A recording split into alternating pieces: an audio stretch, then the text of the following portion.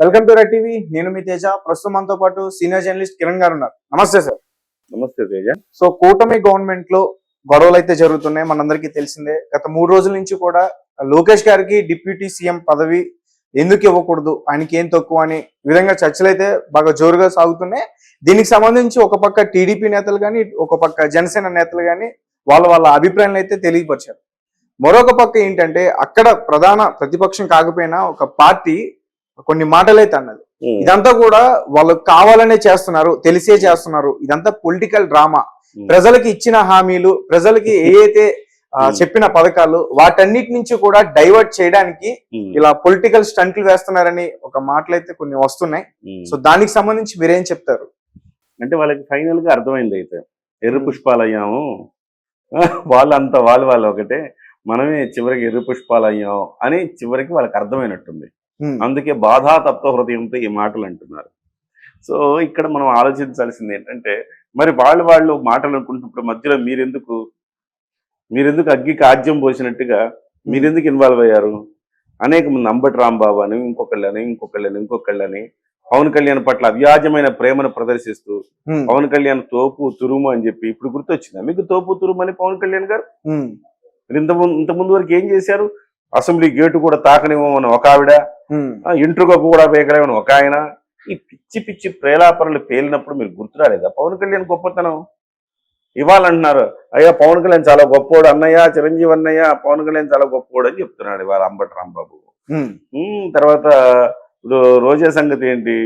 తర్వాత ఆ మార్గాని భరత్ ఏమంటున్నాడు? పవన్ కళ్యాణ్ దయ వల్ల మీరు తెలుగుదేశం పార్టీ గెలిచింది అంటున్నాడు. సో ఇంతకుముందు గుర్తురాలేదా మార్గాని భరత్కి? నేను కూడా పెద్ద హీరో తోపు అన్నాడుగా, నేను కూడా సినిమా యాక్టర్నే, నాకు కూడా చాలా మంది ఫ్యాన్స్ ఉన్నారు అన్నాడుగా. మరి ఆ రోజు పవన్ కళ్యాణ్ గారిని విమర్శిస్తున్నప్పుడు 4 పెళ్లిళ్ళు అని చెప్పేసి వాళ్ళ అధినేత మాట్లాడుతున్నప్పుడు, వీళ్ళు మాట్లాడుతున్నప్పుడు అంటే వీళ్ళు ఇలా పొగుడుతున్నారంటే, అంటే పవన్ కళ్యాణ్ పొగుడుతున్నారంటే తెలుగుదేశం వాళ్ళని రెచ్చగొట్టడానికి అనుకోవచ్చు. అదే నేను అంటుంది. అదే మీరు ఈ చలి కాచుకున్నారు కదా, మంటేసుకుని చలి కాచుకున్నారు కదా, మీరు అప్పుడు అర్థం కాలేదు. మీరు ఇప్పుడు మీకు అర్థమైంది ఎర్ర పుష్పాలయం ఫైనల్ గా మనం అని చెప్పి ఇప్పుడు అర్థమైంది. నిజంగా ఇది ఈ రాజకీయ పబ్బం గడుపుకోవటానికే చేస్తున్నారు అంటే గనక మరి మీరెందుకు ఇన్వాల్వ్ అయ్యారు? ఆ రోజు మీ తంపులు పక్కన పెట్టి పలానా పథకం అందలేదు, పలానా కార్యక్రమం జరగలేదు, పలానా రోడ్డు వేయలేదు, పలానా అభివృద్ధి జరగలేదు అని అడక్కపోయినారా? అసలుకి ఎంత దౌర్భాగ్యమైన పరిస్థితుల్లో వైసీపీ ఉందంటే ఇవాళ రాష్ట్ర ప్రజలు చీదరించుకుంటున్నారు. ఆ 11 నియోజకవర్గాల ప్రజలైతే ఎందుకు గెలిపించాం రా వీళ్ళని అనుకునే పరిస్థితి తయారైంది. ఎందుకు అంత దిగజారిపోయింది? ఎందుకంటే మీరు అసెంబ్లీకి వెళ్ళరు, ప్రజా సమస్యలు మీకు పట్టవు, ప్రజా సమస్యల మీద చర్చించరు. మీకు కావాల్సింది రాజకీయాలే. మరి మీరు రాజకీయాలు మాట్లాడకుండా మీరు అభివృద్ధి మీద మాట్లాడండి, సవాల్ చేయండి, అధికార పక్షాన్ని సవాల్ చేయండి. మేము ఉన్నప్పుడు రోడ్లు ఎట్లున్నాయి, మీరున్నప్పుడు రోడ్లు ఎట్లున్నాయి, సవాల్ చేయండి. ఆ రోడ్ల స్థితిగతులు ఏంటో తేల్చుకుందాం. ప్రజలు కూడా చూస్తారు కదా, మజా చూస్తారు, తమాషా చూస్తారు కదా. సో అలాగే మీరున్నప్పుడు పోలవరం ఎక్కడ దాకా వచ్చింది, ఇప్పుడు ఎక్కడ దాకా వచ్చింది, చర్చలు పెట్టుకోండి. సో ఇంటింటికి పెన్షన్ అందుతుందా లేదా చర్చలు పెట్టుకోండి.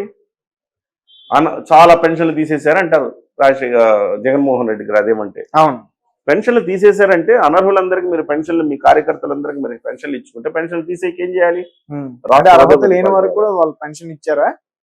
అసలు అర్హత లేని వాళ్ళకి అనేక మందికి వాళ్ళ జాబితాలో పెన్షన్ ఇస్తున్నారు. ఒక్కొక్కడికి ఎంతంత ఉంటే వెనక ఆస్తులు ఉంటాయి, వాడికి అసలు వయసు ఉంటే చాలు పెన్షన్ జాబితాలు చేర్చు. వైసీపీ కార్యకర్త పెన్షన్ జాబితాలో చేర్చు, 3000 రూపాయలు తీసుకో. సో ఆ రకంగా వైసీపీ చేసిన దుర్మార్గాలు ఇవాళ మీ పథకాల్లో కూడా డొల్లతనం ఎక్కువ, పథకాల్లో కూడా లీకేజీలు ఎక్కువ అయితే ఏమవుతుంది? రాష్ట్ర ప్రభుత్వానికి తడిచి భారం అవదు. కాబట్టి ఈ పరిస్థితుల్లో రాష్ట్ర ప్రభుత్వం ఎవరు నిజమైన అర్హులు కొందరు కొత్తగా ఇస్తోంది, అర్హులు కాని వాళ్ళని తీసేస్తోంది. సో ఈ రకంగా చేసుకుంటేనే కదా ప్రభుత్వం ఆ మాత్రం పొదుపు ఉండాలి కదా. కుటుంబం నడవాలన్నా, ఒక రాష్ట్రం నడవాలన్నా ఆ పొదుపు ఉండాలి కదా. ఎక్కడ వేస్టేజ్ అవుతుంది చూసుకోవాలి కదా.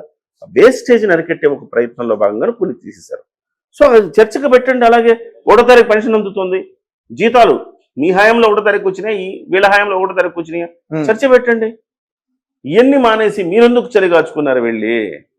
ఇప్పుడు మళ్ళీ దాంట్లో ఏమేమి మాట్లాడుతున్నారు? మార్గాని భరత్, అంబటి రాంబాబు వీళ్ళందరూ మాట్లాడుతున్నారు కదా, పవన్ కళ్యాణ్ గొప్ప అంటే ఒక రకంగా జన సైనికులు రెచ్చగొట్టి తర్వాత వీళ్ళతో కూడా మాట్లాడించి వాళ్ళతో మాట్లాడించి ఇద్దరి మధ్య తంపులు అయితే మనం తమాషా చూద్దాము, మనం హ్యాపీగా ఇద్దరు Elections హ్యాపీగా ముందు- ఉన్నామనే కదా. ఎలక్షన్స్ ముందు కూడా ఇదే రకమైన పరిస్థితి ఉన్నట్టుంది కదా సార్. ఎప్పటి నుంచో తెలుగుదేశం జనసేన కలవకూడదని శతదా ప్రయత్నం చేశారు, కలవనివ్వలేదు. చివరికి కలిశారు. కలిస్తే ఏం జరుగుతుందో వాళ్ళకి తెలుసు. కలిస్తే ఏం జరుగుతుందో చాలా స్పష్టత ఉంది. కలవకూడదు అని చెప్పేసి చాలా ప్రయత్నం చేశారు, అవన్నీ వర్కౌట్ అవ్వాల. ఎందుకు వర్కౌట్ అవ్వాలా? పవన్ కళ్యాణ్ అని ఒక వ్యక్తి ఎక్కడ తగ్గాలో తెలిసిన వ్యక్తి కాబట్టి ప్రతి చోట తానే తగ్గుతూ వ్యవస్థని నెగ్గిస్తూ కూటమిని నెగ్గిస్తూ ఇవాళ నిజంగానే కూటమి విజయ దుందుపిచ్చే మోగించడానికి కారణభూతులయ్యాడు. ఇవాళ వాళ్ళు చూపించే ప్రేమ, పవన్ కళ్యాణ్ పట్ల చూపించే ప్రేమ, పాపం నిజంగా ప్రేమ చూపిస్తారని అనుకుంటారని వాళ్ళు అనుకుని ఆ రకంగా భ్రమపడి చేస్తున్నారు. ప్రజలందరూ మీ దొంగ ప్రేమలు, కపట నాటకాలు ప్రజలందరూ గుర్తించారు. కనీసం ఇప్పటికైనా వైఎస్ఆర్సీపీ చేయాల్సింది ఏంటి? నిజమైన ప్రతిపక్షం ఉండాల్సిన అవసరం ఉంది తేజ. ఎంత పెద్ద రాష్ట్రమైనా, ఏ దేశమైనా, రాష్ట్రమైనా, ఎవరైనా, ఎక్కడైనా నికార్సైన ప్రతిపక్షం ఉండాల్సిన అవసరం ఉంది. అవును, నికార్సైన ప్రతిపక్షం ఉంటే మాట్లాడగలుగుతుంది. ఇవాళ వాళ్ళకి మాట్లాడటానికి అవకాశం ఇవ్వట్లేదు ఈ ప్రభుత్వం. అది వాళ్ళ బాధ. తిరుమల వెళ్తే 6 చనిపోతే తిట్టడానికి అవకాశమే లేదే. పవన్ కళ్యాణ్ నేరుగా క్షమాపణ అడిగితే ఏం తిడతాం? ఇంకా జనంలో ఎక్కడికో వెళ్ళిపోయింది కూటమి ప్రభుత్వం. ఇంకేం తిట్టారు వీళ్ళు? అరే ఛాన్స్ మిస్ అయ్యామే అనుకుంటున్నారు. పబ్లిసిటీ మిస్ అయ్యారా? పబ్లిసిటీ మిస్ అయ్యారు, ఛాన్స్ మిస్ అయ్యారు. ఏమన్నా మనం అడుగుదామంటే అన్ని వాళ్ళే చేస్తున్నారు, వాళ్ళలో వాళ్ళే తిట్టేసుకుంటున్నారు. వాళ్ళల్లో ప్రభుత్వం ఇక్కడ తప్పు చేసిందంటే అంగీకరిస్తున్నారు. ఎస్, అంగీకరిస్తున్నారు. ఇక కొత్తగా వాళ్ళు అంగీకరించకపోతే నువ్వు ఏదైనా వాదనకు ఛాన్స్ ఉంటుంది. తెలుగుదేశం వాళ్ళు ఏమన్నారు? ఇందులో కుట్ర ఉంది అన్నారు. ఈ 6 చనిపోవడంలో కుట్ర ఉంది వైసీపీది అన్నారు. వైసీపీది కుట్ర ఉందనగానే వీళ్ళకి ఊపిరి లేసి వచ్చింది. ఆహా, మనల్ని అంటున్నారు కదా, ఇప్పుడు మనం కరెక్ట్గా మాట్లాడచ్చు, సో ఇప్పుడు దీన్ని రాజకీయంగా మలచచ్చు అని వీళ్ళు ప్రయత్నం చేసే లోపే పవన్ కళ్యాణ్ గారు వాళ్ళ ఆశల మీద నీళ్లు పోసి మా తప్పున్నా లేకపోయినా ప్రత్యక్షంగానైనా పరోక్షంగానైనా ఈ ప్రభుత్వం బాధ్యత తీసుకోవాల్సి వస్తుంది, సారీ చెప్పాడు. ఇంకేముంటుంది? సౌండ్ పోయింది వాళ్ళకి. సో ఇవాళ పవన్ కళ్యాణ్ గారు మొదటి రోజు చెప్పాడు, ప్రభుత్వంలో ఎంటర్ కాకముందే మనం 21 సీట్లు, తెలుగుదేశం తర్వాత అతిపెద్ద పక్షం మనమే, మనం అధికారంతో పాటు ప్రతిపక్ష పాత్ర కూడా పోషించాలి. ప్రతిపక్ష పాత్ర పోషించడంలో వైసీపీ ఫెయిల్ అవుతుంది కాబట్టి ఆ పాత్ర కూడా మనమే పోషించాలి. ప్రజల తరపున మనల్ని మనమే ప్రశ్నించుకుందాం, డెఫినెట్ గా మంచి రిజల్ట్స్ తెద్దామని చెప్పేసి ఒక స్లోగన్ ఇచ్చాడు ఆయన. అందులో భాగంగా ఇవాళ అన్ని కూడా జరుగుతా ఉన్నాయి. ఇవాళ ప్రతి అంశంలో ప్రశ్న, అందులో భాగంగానే హోమ్ మినిస్టర్ తో మాట్లాడడం గానీ, అంటే ఒక సిచ్యువేషన్ జరిగినప్పుడు డెఫినెట్ గా పిలిపించడం గానీ, తిరుపతి ఇష్యూ గానీ, ఇష్యూ గానీ ఇప్పుడు మీకు ఉంది తేజ. అదే కనుక పవన్ కళ్యాణ్ గారే మాట్లాడారు. మాట్లాడిన తర్వాత ఇప్పుడు నువ్వు నేను ప్రశ్నించాలనుకో, ఈ ప్రభుత్వాన్ని ప్రశ్నించాలనుకున్నావు, మనం ఇంకేం ప్రశ్నిస్తాంలే, ఆల్రెడీ పవన్ కళ్యాణ్ ప్రశ్నించాడు, మొత్తం సెట్ రైట్ అవుతుంది వ్యవస్థ అనుకుంటాం.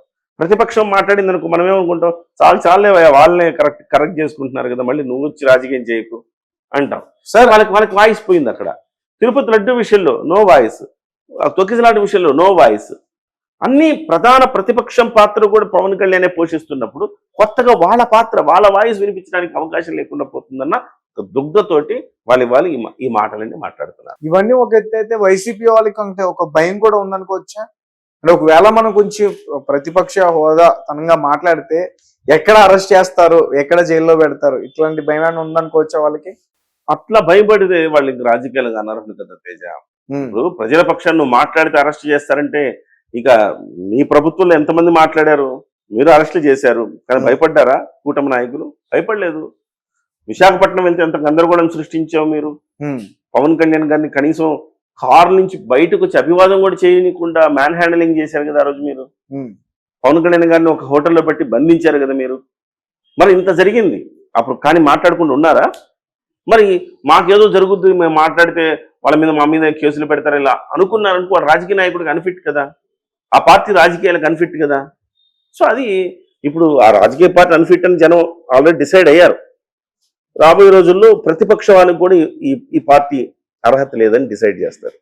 సార్ అంటే ఇవన్నీ కాదు అసలు, అంటే ఈ డిప్యూటీ సీఎం ఆ పదవి లోకేష్ గారికి ఇవ్వాలన్న గొడవ, అసలు రాజేష్ మహాసేన గారికి తెలుగుదేశం పార్టీలో సభ్యత్వం ఉంది, ఎమ్మెల్యేగా టికెట్ ఇచ్చి మళ్ళీ వెనక్కి తీసుకున్నా గానీ ఆ పార్టీకి సంబంధించిన సభ్యత్వం అయితే అనుకుంది. జనసేనకి లేదు, అందుకనే అతను ఈ విధంగా మాట్లాడాడు అనే ఒక. జనసేనకి ఏం లేదు, జనసేన పార్టీలో అతనికి సభ్యత్వం లేదు అని ఎందుకుంటుంది అతనికి జనసేన పార్టీ? ఇవ్వలేదా లేకపోతే ఏంటి? జనసేన పార్టీ అలాంటి వాళ్ళని చేర్చుకోదు. ఫస్ట్ ఆఫ్ ఆల్ మీరు రాజేష్ మహాసేన చరిత్రను మీరు ఒకసారి చూడండి. అతని పర్సనల్ డీటెయిల్స్ లోకి వెళ్ళండి. నా యొక్క సిద్ధాంతాలకు కూటమిలో ఉన్న వాళ్ళే కదా సార్. అదే వినండి చెప్తున్నా. ఆయన పర్సనల్ థింగ్స్ లోకి వెళ్ళను. ఆయన మీద అనేక ఆరోపణలు ఉన్నాయి. నేను వెళ్ళను ఆయన పర్సనల్ థింగ్స్ లోకి. వ్యక్తిగత జీవితాన్ని నేను టచ్ చేయకూడదని నేను అనుకున్నాను. అది పద్ధతి కాదు. రాజకీయాలుగానే మాట్లాడుకున్నాం. సో ఆయన ఫస్ట్ ఏం చేశాడు? తెలుగుదేశం పార్టీని బండబూతులు తిట్టాడు, జనసేన పార్టీని బండబూతులు తిట్టాడు, జగన్ పక్షాన చేరాడు, జగన్ అధికారంలోకి వచ్చాడు. అవును, అధికారంలోకి వచ్చిన తర్వాత నాకు అది కావాలి ఇది కావాలని గొంతెమ్మ కోరికలు కోరాడు. జగన్మోహన్ రెడ్డి నువ్వు చేసిన పనికి ఇదే చాలు అని చెప్పి ఇవ్వాల్సింది ఇచ్చాడు. ఇచ్చిన తర్వాత ఆయనకి నచ్చలేదు, సాటిస్ఫై అవ్వలేదు. అవ్వకపోతే ఇంక మళ్ళీ జగన్మోహన్ రెడ్డి మీదనే బాణం ఎక్కువ పెట్టాడు. తన మీద తన కాన్ఫిడెన్స్ ఎక్కువ. నేను చెప్పేస్తే నా దళిత సోదరులందరూ వినేస్తారు అనుకుంటాడు. దళిత సోదరులు వాళ్ళు కూడా తెలివైన వాళ్ళే కదా. ఇవాళ ఈ దేశంలో ఎస్పెషల్లీ మన రాష్ట్రాల్లో ఎంటర్‌ప్రెన్యూర్‌షిప్ లో దళితులు అగ్రభాగాన ఉన్నారు. ఓకే. సో కమ్మలు, రెడ్లు వీళ్ళు స్వతహాగా వాళ్ళకున్న ఆస్తిపాస్తులతో ఎంటర్‌ప్రెన్యూర్‌షిప్లు అయితే ఇవాళ దళితులు అవకాశాలను అందిపుచ్చుకుని ఎంటర్‌ప్రెన్యూర్‌షిప్ లోకి దూకడానికి చాలా సిద్ధంగా ఉన్నారు. చాలా మంది చేస్తున్నారు కూడా. అలాగే దళితులు అన్ని రంగాల్లో ముందుకెళ్తున్నారు. ఐఏఎస్, ఐపీఎస్ ఈ రంగాల్లో ముందుకెళ్తున్నారు. ప్రతి విషయంలో దళితులు ముందంజ వేశారు. ఇవాళ బాగా అవేర్నెస్ పెరిగింది. మహాసేన రాజేష్ చెప్పేస్తే వినేసి అబ్బో మన మహాసేన రాజేష్ చెప్పారని అనుకునే పరిస్థితుల్లో దళితులు ఎవరు లేరు. ఇవాళ ఖచ్చితంగా చాలా తెలివిగా ఉన్నారు.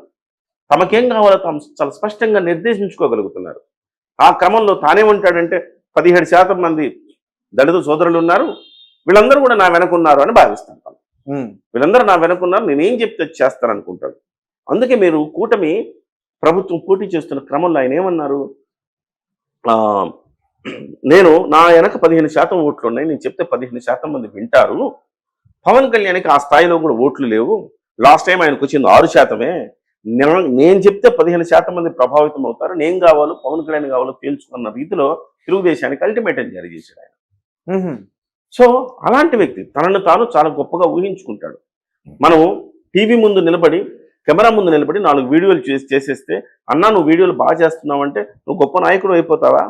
అవలేవు కదా. నాయకుడికి ఉండాల్సిన లక్షణాలు వేరు కదా. నేను బాగా పాపులర్ అయిపోయాను నాయకుడు అవుతానంటే కుదరదు. నువ్వు ఎలాంటి నాయకుడు? నీకు ఎలాంటి నాయకత్వంలో నీ క్యారెక్టర్ ఏంటి? రాజకీయాల్లో నీ క్యారెక్టర్ ఏంటి? జనం అబ్జర్వ్ చేస్తున్నారు. ఆ రోజు జగన్మోహన్ రెడ్డి, ఆ రోజు తెలుగుదేశం పార్టీని, జనసేన పార్టీని తిట్టి నువ్వు జగన్మోహన్ రెడ్డి దగ్గర అయ్యావు. జగన్మోహన్ రెడ్డితో తేడా వచ్చిందని జగన్ను తిట్టి మళ్ళీ తెలుగుదేశం పార్టీ, జనసేనకి దగ్గర అవ్వాలని ప్రయత్నం చేశావు. జనసేన పార్టీలో ముఖ్యంగా పవన్ కళ్యాణ్ గారు ఫోటోలు పెట్టి, కటౌట్లు పెట్టి, ముద్దులు పెట్టి నన్ను క్షమించండి అని చెప్పి జనసేన పార్టీలోకి రావాలనుకున్నారు. కానీ పవన్ కళ్యాణ్ గారికి ఎవరు ఏంటనేది ఆయన చాలా క్షుణ్ణంగా అధ్యయనం చేస్తాడు. అధ్యయనం చేసి పార్టీలోకి తీసుకోలేదు. ఆయన తీసుకోకపోతే ఆ కోపంతో తెలుగుదేశం పార్టీలో జాయిన్ అయ్యాడు. తెలుగుదేశం పార్టీలో జాయిన్ అయినప్పటి నుంచి జనసేన మీద కక్ష పెట్టుకున్నాడు. పి గన్నవరం సీటు ఆయనకు అనౌన్స్ చేసిన తర్వాత ఆయన గతంలో హిందూ మహిళల మీద